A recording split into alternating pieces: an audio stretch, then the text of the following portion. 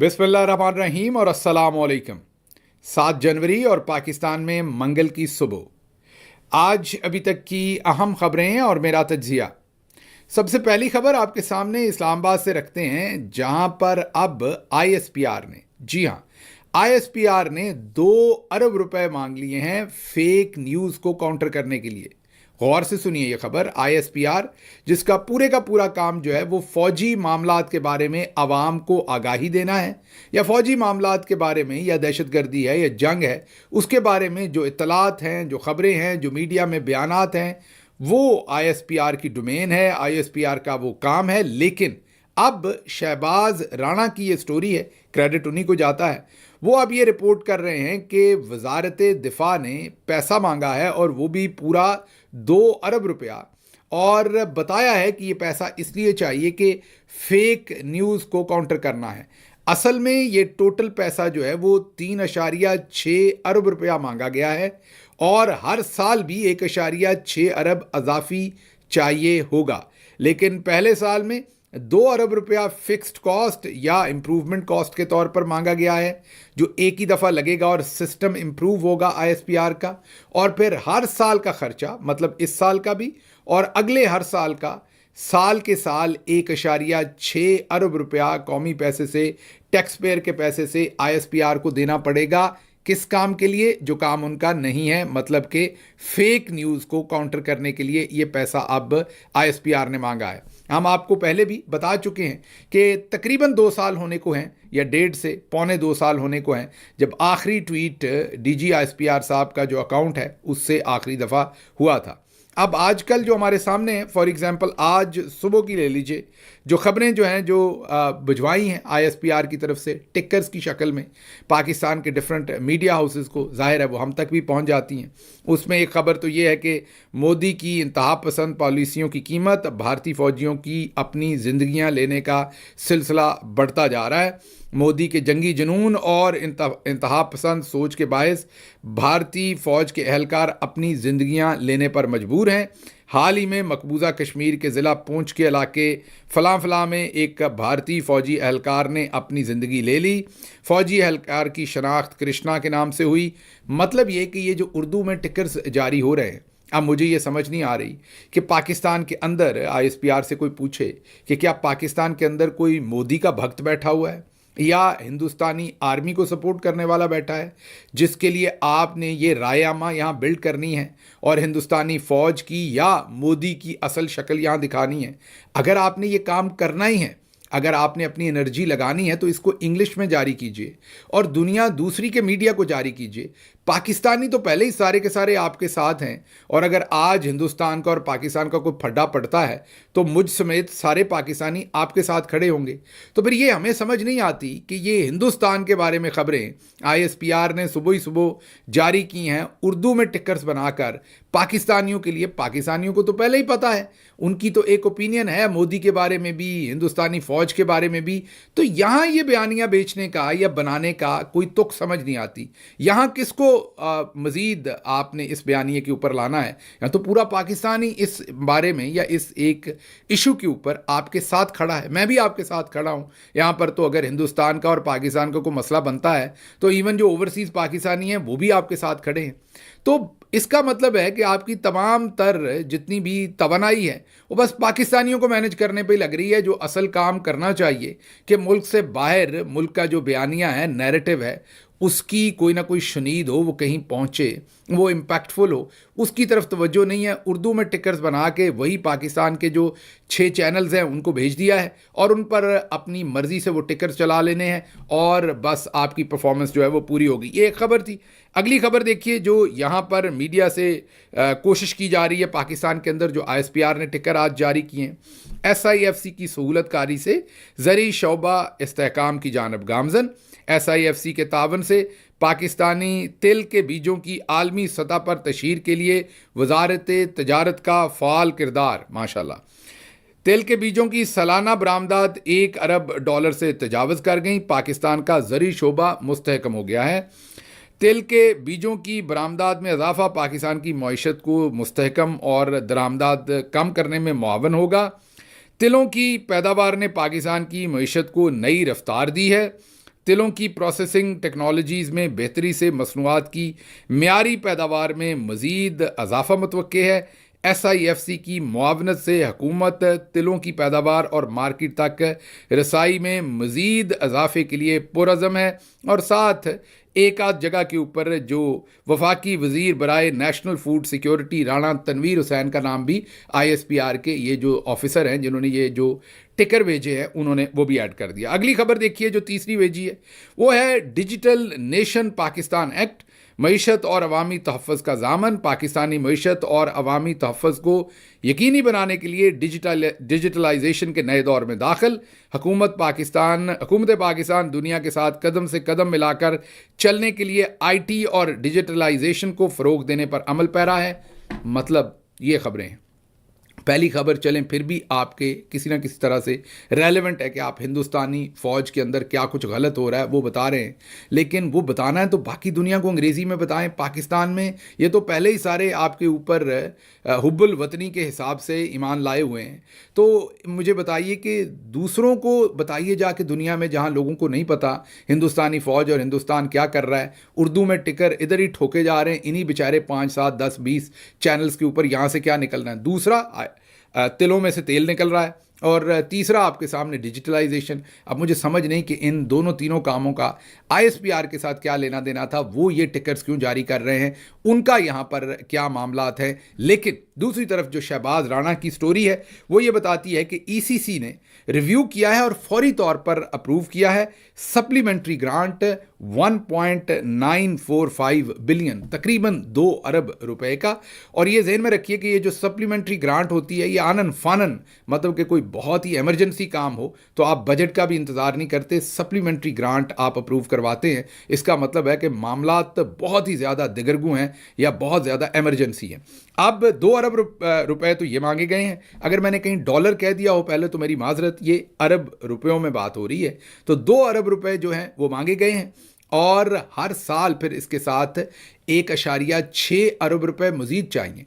2 अरब में तो हमने सिस्टम अपना इंस्टॉल करना है, नया अपग्रेड करनी है अपनी फैसिलिटी, और फिर 1.6 अरब हमें हर साल 1.6 अरब हर साल का खर्चा है फेक न्यूज़ को रोकने का। उसके साथ साथ 40 अरब रुपए लगाकर हमने फायरवॉल लगाई हुई है और बाकी भी अरबों रुपया जो है वो खर्च हो रहा है। तो ये मामलात हैं जिन्हें हम देख रहे हैं। मुझे अरशद शरीफ साहब का वो एक ट्वीट याद आ गया जिसमें शायद उन्होंने अपनी शहादत से पहले ऑडिट का तकाजा किया था। कोई तराना था जो गालिबन 1.25 करोड़ रुपए में बना था या कुछ इसी तरीके से, और उन्होंने कहा था कि ये ISPR का ऑडिट किया जाए। मुझे अभी तक याद है कि अरशद शरीफ साहब ने वो एक ट्वीट किया था। अब मेरी समझ से बाहर है जो मैं ये देख रहा हूँ सारे का सारा कि इतनी जल्दबाजी में, और वो भी फेक न्यूज़ रोकना है, वो भी ISPR ने करना है। तो इस पर समझ नहीं है कि इसमें ISPR का काम तो ये नहीं है। उनका काम तो मसला अभी हमें DG ISPR ही बताते हैं कि हमारा सियासत से कोई लेना देना नहीं, हम पेशा वराना काम करते हैं। पेशा वराना काम तो आपका ज़ाहिर है दिफा का है, फ़ौज का है, और उससे आपको काम करना चाहिए। लेकिन ये जो सारी खबरें मैं सामने रख रहा हूँ ये तो बिल्कुल और डोमेन है और आप दूसरी डोमेन में आके काम कर रहे हैं। और पैसा भी ज़ाहिर है हुकूमत अब जो 2 अरब रुपया फ़ौरी तौर पर वजारत दिफा के ज़रिए ISPR को दे रही है वो फेक न्यूज़ को रोकने के लिए ये पैसा दिया जा रहा है। खबर मैं दोबारा से बता दूं कि ये खबर जो है वो शहबाज राणा साहब की है। अगली खबर की तरफ चलते हैं जी। आगे चेयरमैन PTA भाई हफीज़ जो है हमारे मेजर जनरल रिटायर्ड हफीज़ुर रहमान साहब, उन्होंने ये कहा है कि अगर कोई मुझे बता दे कि मैंने कुछ गलत काम किया है तो मैं चुप करके घर चला जाऊँगा। माशाल्लाह, मतलब कि उन्हें खुद नहीं पता उन्होंने क्या क्या गलत किया है। अभी ब्रूकिंग इंस्टीट्यूशन ने उन्हीं को बताया है रिपोर्ट जारी करके कि पाकिस्तान नंबर 1 आ गया, नंबर 1 नहीं नंबर 1 आ गया है, और पाकिस्तान का 1 गालिबन 8 अरब डॉलर जो है वो पाकिस्तान का नुकसान हुआ है।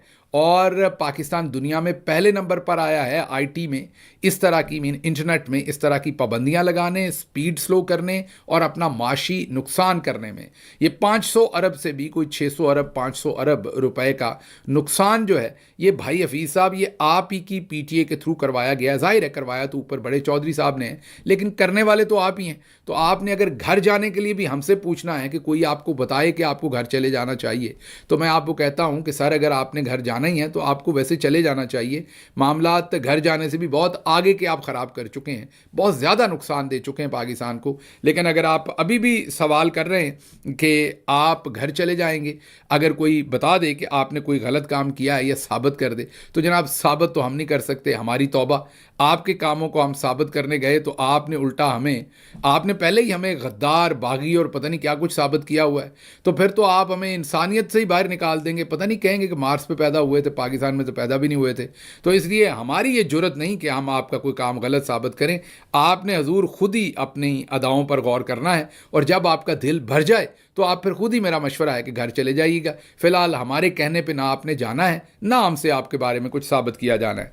अगली खबर जो है जी वो आपके सामने, नवाज शरीफ साहब की पार्टी अब नया पैंतरा बदल रही है और वो कह रही है कि नवाज शरीफ अब अमली सियासत में दाखिल होने जा रहे हैं। आपको लग रहा होगा कि शरीफ खानदान में किसी नन्हे मुन्ने छोटे बच्चे का नाम होगा नवाज शरीफ। मीन एक तो बुजुर्ग है ना नवाज शरीफ साहब, जो वज़ीर आज़म भी रहे हैं, आपको लग रहा होगा उनके नाम पर किसी बच्चे का नाम रखा होगा, जिसके बारे में अब नून लीग ये खबर दे रही है कि वो अमली सियासत में दोबारा से कदम रख रहे हैं। नहीं जनाब, ये बुजुर्ग नवाज शरीफ साहब के बारे में है। ये भी बिलावल जरदारी की तरह कई दफ़ा लॉन्च किए गए हैं पिछले कई सालों में। कबूतर हाथों पे बैठे हैं, कभी उड़ाए हैं, कभी पकड़े हैं, लेकिन उसके बाद फिर ये मामला ठुस हो जाता है। तो नवाज शरीफ साहब जो है वो बस, मैं ये क्या कहूँ कि इस दफ़ा भी उन्होंने लॉन्च होना है तो वो जो शादियों पे पंजाब में सेबे वाले बम चलते थे, जो आपके अपने ही पाँव में फट जाता था और फिर सारा सामान आप ही का जल जाता था, ये शहबाज शरीफ साहब ने भी नवाज शरीफ को उतना ही रिडंडेंट कर दिया है। अब नवाज शरीफ साहब जो है उनकी हालत यही है कि वो आए दिन लॉन्च होते हैं, और जब ज़रूरत पड़ती है, जैसे बिस्तरों को धूप लगाई जाती है, ऐसे ही नवाज शरीफ साहब को लॉन्च कर दिया जाता है।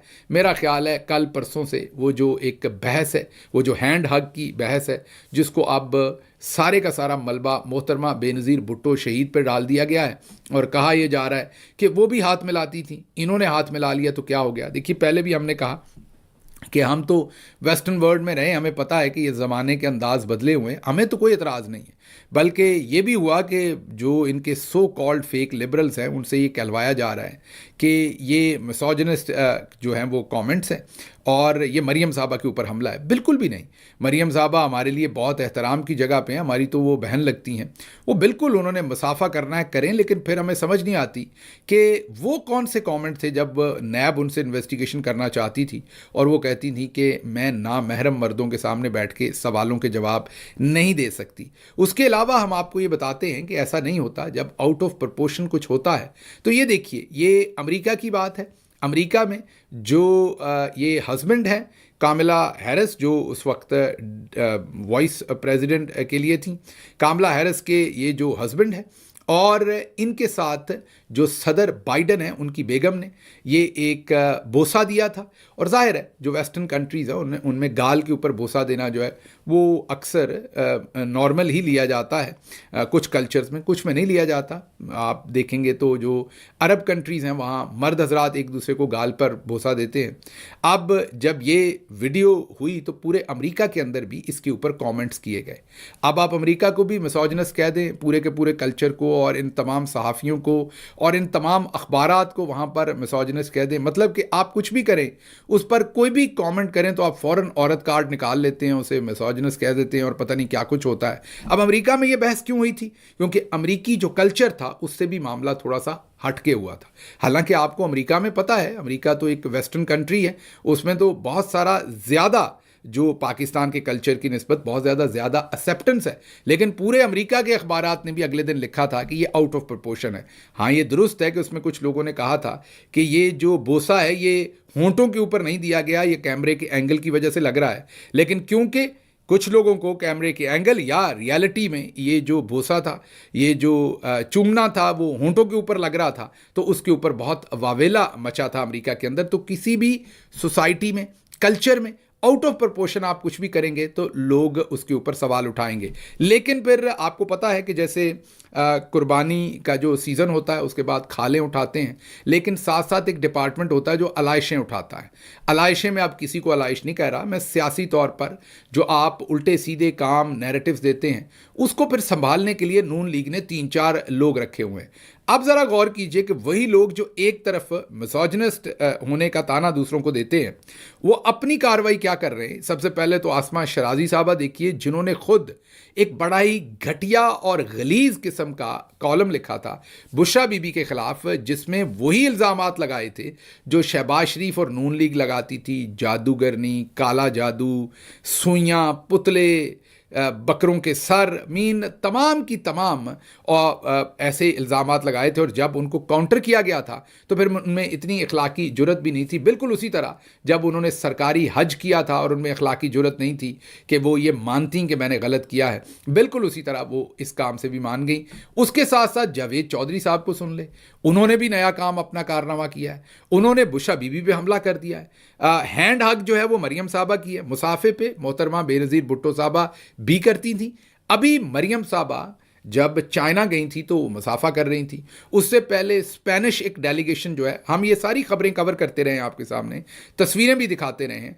अभी स्पेनिश डेलीगेशन जो है वो आया हुआ था लाहौर में, वो मरियम साहबा से मिला। उससे पहले डोनाल्ड ब्लूम जो थे वो मिले, जो अमरीकी जो सफ़ीर थे पाकिस्तान में। तो ये तमाम लोग हैंडशेक करते रहे। मरियम नवाज साहबा भी हैंडशेक करती रहीं, उससे पहले बेनज़ीर भुट्टो साहबा भी, और किसी पाकिस्तानी को इस पर एतराज़ नहीं। लोग समझते हैं कि ये ज़माने के अंदाज़ हैं, लेकिन ये जो हैंडशेक है ये बिल्कुल उसी तरह से है जैसे अमेरिका में जो गाल के ऊपर बोसा देना है वो यूजुअली नॉर्मल समझा जाता है और उस पर कोई बात नहीं करता। लेकिन जब यही काम जो बाइडन साहब की बेगम और कामला देवी हैरिस के जो शौहर हैं उनके दरमियान हुआ, कैमरे का एंगल कहें या जो भी कहें, तो पूरे अमेरिका का मीडिया जो है वो उसके ऊपर बात कर रहा था। जब भी कुछ आउट ऑफ प्रोपोर्शन होता है लोग बात करते हैं, और यहाँ पर तो स्पेशली क्योंकि मरियम नवाज खुद महरम ना महरम की बातें कर चुकी हैं। लेकिन अब जावेद चौधरी साहब अलाइशें उठाने के लिए सीधा ही बुशरा बीबी पर हमला आवर हो गए और कह रहे हैं कि उनके हाथ नंगे नजर आ रहे थे। ज़रा मैंने कल ही आपको वीलॉग में कहा था ना कि अगर यही जो इस तरह का मैं दोबारा रिपीट कर रहा हूँ, इस तरह का हैंडशेक जो है वो अगर इमरान खान साहब से निस्बत में कोई खातून करती तो फिर इस मुल्क के अंदर इन्होंने क्या वावेला मचाना था, क्या क्या फतवे देने थे, वो ऑलरेडी शुरू कर दिया। जावेद चौधरी ने कहा कि जब बुशरा बीबी उस धरने में एहतजाज में आई तो उनके हाथ नंगे थे। अब हाथों का भी पर्दा जावेद चौधरी साहब ने करवाना है उनसे, और उन्होंने कहा कि उनकी आस्तीनें नज़र आ रही थी। मतलब एक तरफ गौर कीजिए स्टैंडर्ड क्या है और दूसरी तरफ क्या है। ये ज़रा सुनिए, 10-15 सेकंड की ये एक क्लिप है, ये जरा सुनिए। अगर उन्होंने हैंडशेक कर लिया है तो ये कौन सी क़यामत आ गई, मुझे इस चीज की समझ नहीं आ रही। और मोहतरमा बेनज़ीर भुट्टो भी हैंडशेक करती थी, बहुत सारी जगहों पे करती थी। फिर अगर बुशरा बीबी को देखें तो बुशरा बीबी 24 नवंबर को पेशावर से यहां इस्लामाबाद आई थी, और उससे पहले वो मुकम्मल तौर पर पर्दे में होती थी और उन्होंने ग्लव्स पहने होते थे हाथों पर। लेकिन इस मरतबा उनका जो पर्दा था वो भी मुकम्मल नहीं था, वो भी बड़ा कम था, और हाथ भी थे उनके नंगे थे, और बल्कि उनकी आस्तीनें भी नजर आ रही थी, और इस तरह वो हाथ भी हिला रही थी। उन्होंने तकरीर भी की। ये आपने सुन लिया कि ये नई ड्यूटी थी जो सबको दी गई। अच्छा जी, अगली खबर की तरफ चलते हैं। कनाडा से आपके सामने अगली खबर रखेंगे, और वो है कि जस्टिन जो कैनेडियन प्राइम मिनिस्टर थे उन्होंने रिज़ाइन कर दिया है। और रिज़ाइन करने की बड़ी वजह, एक तो अंदर उनकी जो असम्बली थी वो फ़ाल नहीं रही थी, माइनॉरिटी गवर्नमेंट थी, असम्बली चल नहीं रही थी। दूसरा, अब सदर ट्रंप का भी उनके ऊपर शदीद प्रेशर था, और सदर ट्रंप ने एक ट्वीट भी किया है जो कि बड़ा ही इंटरेस्टिंग ट्वीट है। उन्होंने ये कहा है कि कनाडा एक तो घाटे में है, अमेरिका को उनकी वजह से खसारा लेना पड़ता है जो उनका ट्रेड एग्रीमेंट है कनाडा के साथ, और उसके साथ साथ उनकी फ़ौजी तौर पर भी हिफाजत अमेरिका को करनी पड़ती है। और कनाडा जो है वो इस वक्त मुनाफा बख्श नहीं है और उसका घाटा अमेरिका पे आता है। तो क्यों ना कनाडा जो है वो अमेरिका को उसकी 51st स्टेट के तौर पर ज्वाइन कर ले, और कनाडा और अमेरिका दोनों मिलके एक बहुत अजीम नेशन बनेंगे। ये एक कमेंट है, अब देखते हैं कैनेडियन इसे सपोर्टिव लेते हैं या ऑफेंसिव लेते हैं। बहरहाल कनाडा में जो उनके प्राइम मिनिस्टर जस्टिन है उन्होंने रिज़ाइन कर दिया है। वो अभी काम जारी रखेंगे जब तक कि अगली उनकी पार्लियामेंट बनती है और उसमें से उनकी अगले जो प्राइम मिनिस्टर इलेक्ट होते हैं उसके बाद वो घर चले जाएंगे। लेकिन उन्होंने पार्टी से भी रिज़ाइन कर दिया है, और पार्टी की हेड जो चेयरमैनशिप थी या हेड थे, और साथ उन्होंने प्राइम मिनिस्टरशिप से भी रिज़ाइन कर दिया है। अच्छा जी, अगली खबर जो है वो आपके सामने ये रखेंगे कि हाँ, सदर ट्रंप ने अगर सख्ती से पाकिस्तान को पैगाम दिया, ये मुन्ना मुनीब फ़ारूक साहब बता रहे हैं, ज़ाहिर है आईएसपीआर के किसी कर्नल साहब ने या ब्रिगेडियर साहब ने उनको ये ज़रूर ब्रीफ़ किया होगा। उन्होंने उनको बताया कि अगर ट्रंप जो है वो सख्ती से कोई पैगाम अमेरिका में भेजेंगे, अमेरिका से भेजेंगे पाकिस्तान में, तो फिर पाकिस्तान में इमरान खान पर सख्ती बढ़ा दी जाएगी। माशाअल्लाह। मेरा ख्याल है कि जब से सदर ट्रंप ने या सदर ट्रंप की एडमिनिस्ट्रेशन को मुन्ने मुनीब का ये तज्जिया पता लगा होगा, वो तो डर गए होंगे बेचारे। वो तो सोचते होंगे पाकिस्तान के बारे में कोई पैगाम ना भेजें। बाकी भी मेरा ख्याल सारे ट्वीट जो है वो चौधरी साहब से पूछ के ही करें हम आजकल। तो कहने की बात यह है कि मतलब मैं क्या कहूँ, मुन्ना मुनीब जी कुछ सोचें, आपसे जो भी कहलवाते हैं आप कह देते हैं, मतलब कुछ तो सोचें आप क्या कह रहे हैं। अच्छा जी, अगली खबर ये है कि आज 6 जनवरी, मतलब कि अमेरिका में इस टाइम जब मैं आपसे बात कर रहा हूँ तो 6 जनवरी, पाकिस्तान में 7 जनवरी है। तो 6 जनवरी को आज जो मौजूदा सदर ट्रंप हैं वो सर्टिफाई हुए हैं।